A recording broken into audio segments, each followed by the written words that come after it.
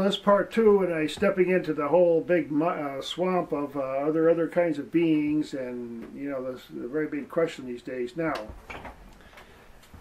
I can only give my only 2 cents here in my opinions based upon stuff that I've read. But let's say we have a tradition from many cultures for a long, long time that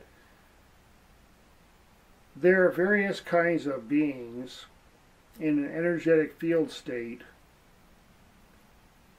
or in a long preserved high resonance physical state that live on this planet or come to this planet or exist within the system of the planet that guide human beings. Now, a lot of people have a little trouble with that because, you know, well, you know, there's someone up there, you know, looking over my shoulder or whatnot, you know, and the old God thing, you know. But again, my conception is not quite like that. For example, let's say, you know, if anybody who's been a parent, you know, or a teacher or whatever, and you have a little kid there, and the kid's trying to cut their food or whatever, and you're trying to do something, and you lean over like this, and you just kind of hold it for them, and you say, okay, well, this is how you use your hands here. You know, this is how you can do this here. And for a bit, you kind of overshadow the little kid. And then after a while, okay, they're on your own. So now that's a loving act that, like, a more conscious being, the parent, will look over and say, okay, you know, I just need to teach this kid a little bit of how to function on its own, and then boom, you know, for the rest of its life it knows. So beings who, say, practice meditation or I mean, they were talking thousands of years of history all over the world, in India, various methods to awaken awareness and live in harmony with nature and with other beings. All kinds of traditions have been developed. Again, using sound and invoking and music and calling into resonance other kinds of beings who resonate at a different frequency than us. Now you wonder, people say, well, was that really real? Well, you know, if you see animals, people who live around animals, believe it, they have a different kind of a sensitivity, and they don't have a lot of concepts. You know, if they feel spooked, they feel spooked. They're not going to say, well, I don't believe that. This can't be a ghost.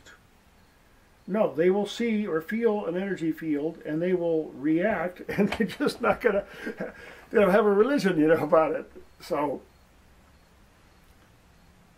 you know, again, this is a big, huge, you know, mess here of other kinds of beings. Now,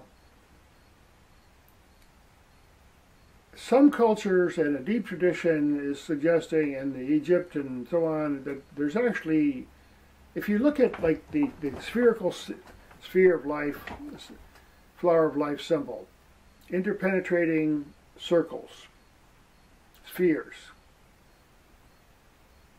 expand infinitely, it's always infinite circles, back down to the tiny microcosm. And within, from the microcosm to the macrocosm, there are all kinds of ranges of awarenesses that are interleaved. And there's a mathematical proportion. Again, it's frequency, it's sound, it's like light and harmonies. And there is ranges of awareness. For example, the microbe that might be in my body, digesting my food or whatever, from the point of view of a snail, where it doesn't see us, its perception is so slow, and you know, it might see a tree because a tree doesn't move, but everything that's moving past it like really fast, it's not really seeing it.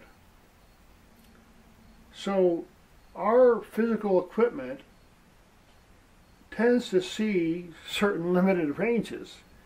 But we know from many, many, many examples of history and people living today have acute perceptions of various kinds. Incredible perception. People actually hear color or smell a sound or something like that, because again, the human body, a body is a technology. All bodies are technology. It's a more sophisticated technology than the iPhone or anything that we invent. It's a living technology. Now, in order for this living technology to exist, we take it for granted, but it has a lot of support systems. The heat has to be there, the water has to be there, the ionization, all those minerals have to be there, the electricity has to be there, the sun has to be there, the moon has to be there, pretty much.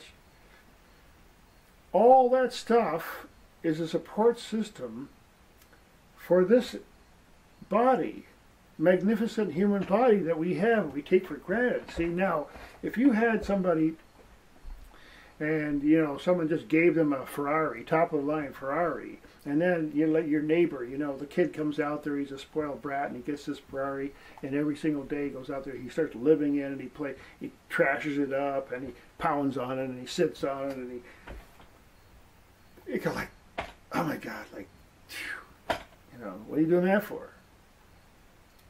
So this body is like a Ferrari. This is what we have, and it has knobs and functions that we're not told about when we're young, and we're told not to. Oh, don't look, don't open your eyes, don't really live, don't be really conscious. We wouldn't want any of that, it says right here in this book over here, you better not do that, Now, again, back to the whole, the system of beings that is inherent is that, let's say, for example, like an accordion or the expansion contraction, there's all different kinds of beingness. And let's say, for example, if the theory or the testimony of some of these sages, okay, at the root of this universe here is some kind of undifferentiated, eternal awareness that it doesn't have a relation with anything. It's just existence. From that, from various, its own impulse, you might say, to become conscious at the play of creation or whatever, you might say, that's kind of like a supernal metaphor, you might say, but something starts in motion, and ultimately, awareness starts happening, because awareness is coming from the subtle things to the more gross. It's not going the other way around. Our physical gross body is the result of countless, we don't know, billions of years of things happening so that we can have this self-conscious existence. And we take it for granted. Now, it wouldn't surprise me if there are other kinds of beings who want to visit the Earth right now, because it is an extraordinary place and it is a time of opportunity. And in terms of astronomy, that the ancient people watched the stars for thousands and thousands of years, it must have been pretty damn important. And whatever the predictions, it's all about the timing. And why is the timing accurate on some predictions? Because it's based on a physical law. And if our solar system, for example, just kind of happens to drift through an area of space, which is just full of incredible light and other kinds of being fields and sounds and supernal effulgence coming from the center of the galaxy, if that happened, then, it's gonna, we're gonna go about our life, maybe shopping at Walmart, but meanwhile, some cosmic event is happening here. Now, we may not know about it, but there's a lot of beings on this planet who do know about it. And people who want to visit here, this is my theory. Again, here I stepped into it here. Why? Because there's an incredible opportunity here.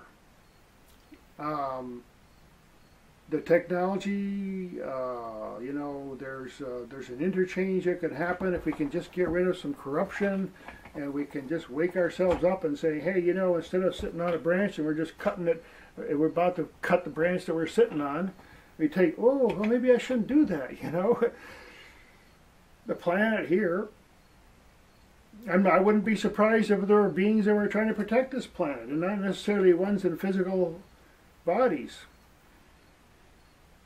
Because, you know, again, it took billions and millions and whatever, how long it took to make this planet and everything that's here. Could be a heaven on earth if we make it like that. And, you know, I think that we're about to cross in the threshold, and we are actually crossing in a threshold, and I really, again, the analogy is there are beings in awarenesses that not necessarily in a physical, our type of body awareness, that are bringing energy and consciousness. They don't mainly communicate by radios. That's why those kind of techniques might fail, because they don't necessarily need radios. Their technology is consciousness. They exist in a vibration rate where greater perception is the norm. And anyway, so again, you know, I've stepped into it here, and I love the comments and everything. We're all learning here.